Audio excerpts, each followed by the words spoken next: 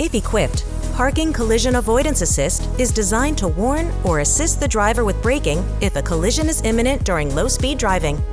Parking Collision Avoidance Assist is turned on by default and will be in ready status when the liftgate and doors are closed, the gear is shifted to reverse, and the vehicle speed is below 6 miles per hour for pedestrian detection or below 2 miles per hour for object detection.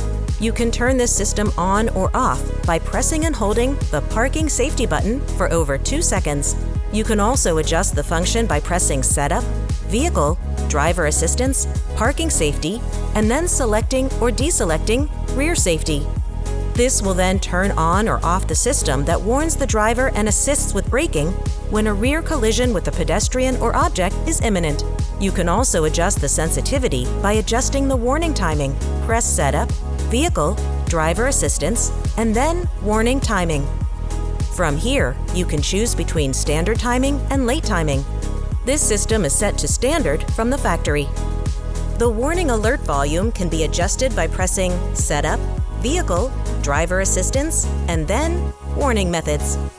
Here you can adjust the volume and haptic warning. For more information, be sure to explore the how-to videos on the Genesis USA YouTube channel, as well as consult owners.genesis.com and your owner's manual.